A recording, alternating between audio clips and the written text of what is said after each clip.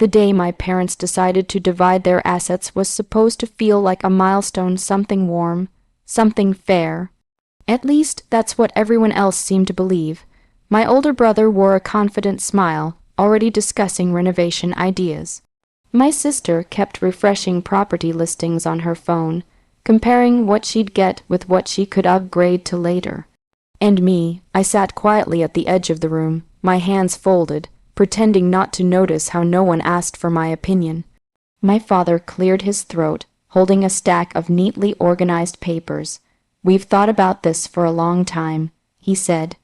"Everything is divided equally in value." That last part felt carefully chosen. I didn't know why, but something about it made my chest tighten. My brother went first. He received the house we all grew up in. Spacious, renovated, sitting in the best part of the city. My sister got the rental properties, steady income, secure future, no risk. They both nodded, satisfied. Then my father looked at me. "And for you," he said, sliding a single document across the table, "we've given you land." I blinked, unsure if I had heard correctly. "Where?" "It's outside the city," my mother replied quickly, her tone almost rehearsed. "A bit far, but land is always an investment." My brother chuckled under his breath. "Yeah, if you're planning to grow crops in the middle of nowhere." My sister smirked. "Or maybe build a hut." The room filled with soft laughter, light, casual, harmless for them. For me, it wasn't. I picked up the paper. The map showed a barren stretch far beyond developed areas. No roads nearby. No buildings, just empty space. "How much is it worth?" I asked quietly. My father avoided my eyes. "It balances out." Balances out. That phrase echoed in my head, because deep down I knew the truth. This wasn't balance. This was convenience. This was giving me the one thing no one else wanted. "At least you got something," my mother added, as if she could already sense my disappointment forming. "Something?" I nodded slowly, forcing a small smile. "Right, something." But inside, something else was breaking, something that had been cracking for years. This wasn't the first time I had felt like an afterthought. Growing up, I was the one who had to understand. The one who didn't demand much, the one who was always told to wait. My achievements were nice, my struggles were phases, my needs were negotiable, and now, even in something as significant as this, I was given what felt like leftovers wrapped as opportunity. That evening, no one talked about it again. My brother celebrated. My sister made plans. My parents acted relieved, as if they had completed an important duty. And I left. The next morning, I drove out to see the land. It took hours. The city slowly faded behind me, replaced by rough roads and scattered fields. Eventually, even those disappeared, leaving behind a stretch of dry, uneven ground that seemed untouched by time. I stepped out of the car, the silence hitting me instantly. No buildings, no people, no signs of life. Just wind brushing against dry grass and rocks scattered across the surface. "This is it," I whispered to myself. "My land." I walked forward, my shoes crunching against gravel. The air felt different here, heavier somehow, but not entirely lifeless. I crouched down, picking up a small rock. It was darker than the others, smooth in a strange way. I turned it over in my hand, frowning. It didn't look like the kind of rock you'd find in a completely useless place. For a moment, I stood still, scanning the ground more carefully. There were patterns, subtle, easy to miss, but there, lines in the soil, variations in color. Something about it didn't match the idea of worthless that had been handed to me along with this land. A thought crossed my mind, quiet but persistent. What if they were wrong? I almost laughed at myself. It sounded ridiculous. Everyone had dismissed this place without a second thought, including me, but still something felt off. I slipped the rock into my pocket without thinking, just in case. I muttered. As I walked back to the car, I took one last look at the land. It still looked empty, still looked forgotten, but it didn't feel worthless anymore, not completely. And for the first time since yesterday, the tightness in my chest eased just a little, because maybe, just maybe, this wasn't the end of something. Maybe it was the beginning of something no one else had seen coming. For 3 days the rock sat on my desk. I didn't know why I kept it. It wasn't particularly shiny or beautiful. It didn't look like gold or anything obviously valuable. But every time I tried to ignore it, something pulled my attention back. It was different. On the fourth day, curiosity got the better of me. I searched online for nearby universities and geology departments, not really expecting much. Most places required appointments, fees, or formal processes. It all felt too complicated for something that might turn out to be nothing. Still, I picked one address and drove there. The campus was quiet, with students scattered across pathways, lost in their own routines. I felt out of place walking in with a rock in my pocket, like I was chasing something childish. After asking around awkwardly, I was directed to a small lab building. The door was slightly open. Inside, shelves were filled with samples, rocks, minerals, labeled carefully in glass cases. "Can I help you?" a voice called out. I turned to see a man in his late 30s, wearing a simple shirt, his hands covered lightly in dust. His eyes were sharp, observant, the kind that noticed things most people ignored. I hesitated, suddenly unsure of myself. This might sound strange, but I found something. He raised an eyebrow, intrigued rather than dismissive. Strange is usually interesting. What did you find? I pulled the rock from my pocket and handed it to him. He took it casually at first, but then his expression shifted. Subtle, quick, but unmistakable. "Where did you get this?" he asked, his tone no longer casual. "From a piece of land I own," I replied. "Well, recently got." He turned the rock under the light, examining its surface carefully. "Did you find more like this?" "A few," I said. "I didn't really look that closely." He let out a slow breath as if processing something. "This isn't just any rock," he said. "It could be part of a mineral, rich formation. I can't say for sure without testing, but—" He paused, then looked directly at me. "Your land might not be as worthless as you think." "Worthless?" The word hit differently this time. "You're serious?" I asked, my voice quieter than I intended. "I don't joke about rocks," he replied with a faint smile. "My name's Dr. Hamid, by the way." I introduced myself, still trying to process what he was saying. "Look," he continued, placing the rock gently on the table. "Sometimes areas that look barren on the surface can hold valuable resources underneath. Minerals, ores, even rare elements. But identifying that requires proper testing. How much does that cost?" I asked, already bracing myself. "It depends on the depth and scale," he said honestly. "Initial surveys aren't cheap." Of course they weren't. For a moment, the fragile hope inside me flickered. "I figured," I muttered. Dr. Hamid studied my expression carefully. "You weren't planning to invest in this land, were you?" I let out a dry laugh. "Honestly, no. My family gave it to me because they thought it was useless." He didn't react immediately. Instead, he leaned back slightly, crossing his arms. "Funny thing about people," he said. "They often confuse unknown with worthless." His words stayed with me. "Unknown, not worthless, but you should be careful," he added. "There's no guarantee. This could turn out to be nothing. You'd be risking time, money, and energy." I nodded. "I've already been given nothing. I guess I don't have much to lose." That earned a small, approving smile. "Fair enough," he said. "If you're willing, I can help you start with a basic analysis. We'll need more samples from different areas of your land." A strange mix of excitement and fear rose inside me. This was real now, not just a thought, not just a possibility. A decision. "I'll do it," I said. The next weekend, I returned to the land. This time not as someone defeated, but as someone searching. Dr. Hamid came along, carrying equipment I didn't fully understand. He moved across the land with focus, kneeling, observing, collecting samples with careful precision. "This area is interesting," he said at one point, pointing to a section where the soil looked slightly darker. "See the variation? That's not random. I tried to see it the way he did, to understand what made this place different." For hours, we worked under the sun, gathering pieces of something that might change everything or nothing at all. On the drive back, my phone buzzed, a message from my brother. "Still enjoying your desert?" I stared at the screen, then typed back a simple reply. "Yeah, I am." For once, it wasn't a lie. Days passed. Then one evening, my phone rang. It was Dr. Hamid.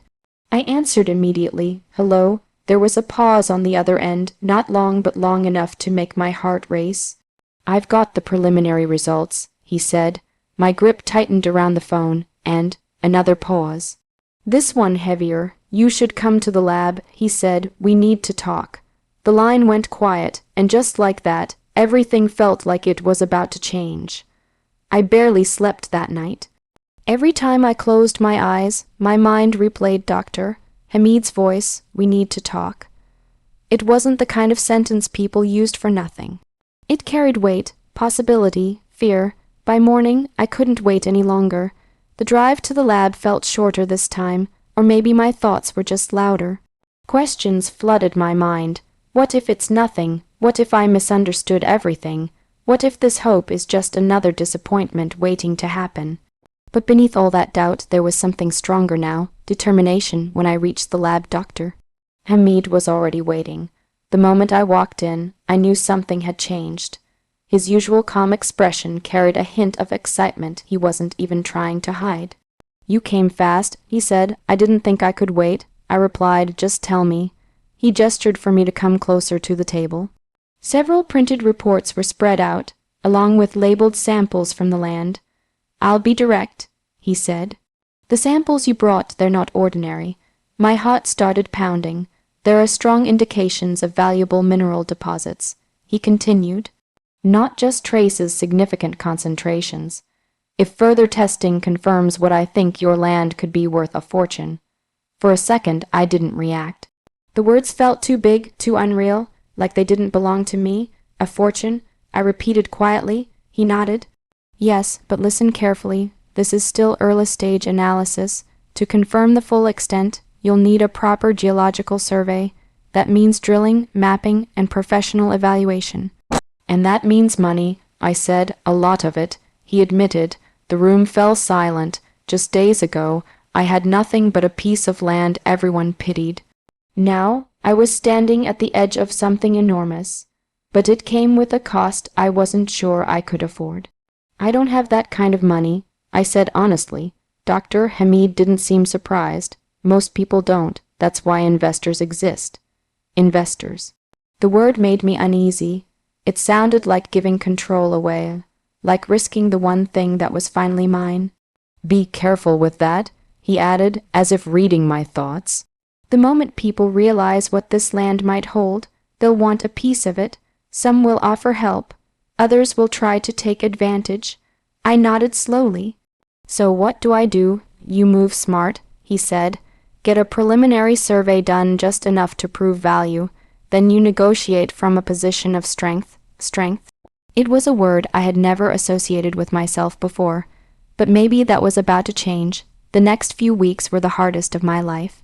I sold what little I had saved, took risks I had always avoided, pushed myself into conversations with people I didn't trust, learning quickly who was genuine and who wasn't. Every step forward felt uncertain. Every decision carried weight, and through it all, my family remained exactly the same. One evening, during a rare visit home, my sister asked casually, "So, what are you doing with that land anyway, still empty?" My brother laughed. "Probably trying to sell it and realizing no one wants it." I really looked at them this time. Before, their words would have stung deeply, but now they just sounded small. "I'm working on something," I said calmly. They didn't take me seriously. Of course they didn't, and for once I didn't need them to. Months passed. The survey was completed, and then the confirmation came. It wasn't just valuable, it was massive. The land held rich deposits that could change everything, not just for me, but for anyone involved in its development. News spread faster than I expected. Calls started coming in, emails, offers. People who had never heard my name before suddenly wanted meetings, partnerships, deals, and then my family found out. It started with a phone call from my mother. "Is it true?" she asked, her voice unusually soft. About the land, I paused for a moment, not out of hesitation, but because I realized something important. This was the moment everything shifted. "Yes," I said simply, "it's true." There was silence on the other end. Then, carefully, she said, "We always knew it could be something." I almost smiled, not because it was funny, but because it proved exactly what I had always felt. They hadn't believed in me, not then, not when it mattered. That evening I returned to the land, but it didn't feel empty anymore. Machines had begun to arrive. Markers were placed across the ground. The air buzzed with quiet activity, like the land itself was finally being heard. I stood there, looking out over the same stretch of earth that once felt like rejection. Now it felt like something else entirely. Proof, not just of hidden value beneath the surface, but of something within me that had been ignored for far too long. I took a deep breath, letting the wind move around me. They called you worthless. I murmured softly. Then I shook my head. No, they just didn't understand you. And maybe they had never really understood me either. But that didn't matter anymore, because for the first time in my life, I didn't need them to. The first time they came to see the land, they didn't recognize it. My brother stepped out of his car slowly, scanning the horizon as if he had taken a wrong turn. My sister followed, her sunglasses slipping slightly as she stared at the machinery, the marked zones, the steady movement of workers. This is your land?" she asked, disbelief spilling into her voice. I nodded. Gone was the empty silence that once defined this place. In its place stood purpose survey rigs, temporary offices, and the quiet rhythm of progress. The same soil they had dismissed now hummed with value. My parents arrived a few minutes later. My mother looked at me first, her eyes searching my face, as if trying to reconcile the person standing in front of her with the one she thought she knew. My father, on the other hand, focused on the land, on what it had become. "You've done well," he said finally. It was the closest thing to praise I had ever heard from him. "Thank you," I replied calmly. We stood there for a moment, the weight of everything unspoken settling between us. Years of being overlooked, years of quiet dismissal, and now this. My brother cleared his throat. "We should talk," he said, stepping closer. "About the land, about how we move forward as a family. As a family." The words felt carefully chosen, like a bridge being built after the river had already been crossed. "I'm listening," I said. My sister exchanged a quick glance with him before speaking. "We didn't realize what it was," she said. "If we had known, but you didn't," I interrupted gently. She fell silent. My mother stepped forward, her voice softer than I'd ever heard it. "We never meant to hurt you," she said. "We thought we were being fair." Fair, that word again. I took a slow breath, letting it settle before responding. "I believe you," I said, and I did, at least partly. They hadn't sat in a room planning to hurt me, but they also hadn't cared enough to truly see me. My father finally met my eyes. "This land, it changes things," he said carefully. "It's not just yours. It came from the family. We should all benefit from it." There it was. Not anger, not accusation, expectation. I looked at him, really looked this time, not as a child seeking approval, but as someone standing on equal ground. "No," I said quietly. The word hung in the air, heavier than any argument.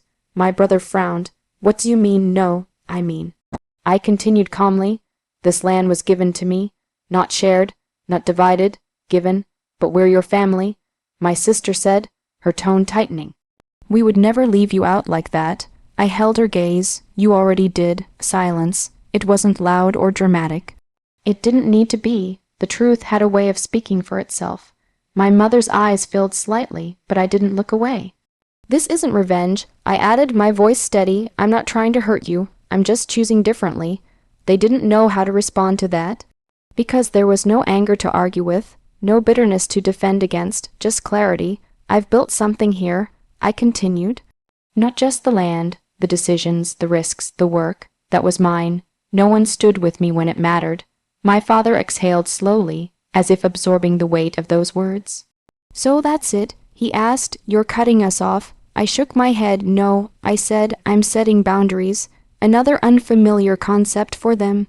"I'm not taking anything from you," I added. "You have what you chose. This is what I was given and what I made of it." My brother looked away, frustration clear on his face. My sister said nothing this time.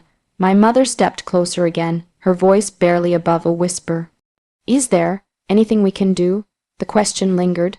For a moment, I thought about the years behind me, the quiet disappointments, the overlooked moments, the feeling of never quite belonging. Then I looked around at the land again, at what it had become, at what I had become. "You can accept it," I said gently. "That's enough." They left not long after, no dramatic exits, no shouting, just silence, and something else. Understanding, maybe, or the beginning of it. I stayed behind as the sun began to set, casting long shadows across the ground. The machine slowed, the noise softened, and the land returned to a quieter rhythm. I walked a few steps forward, letting the moment settle around me. This place had once felt like rejection. Now it felt like freedom, not because of the money, not because of the success, but because it gave me something I had never truly had before, my own voice, my own worth.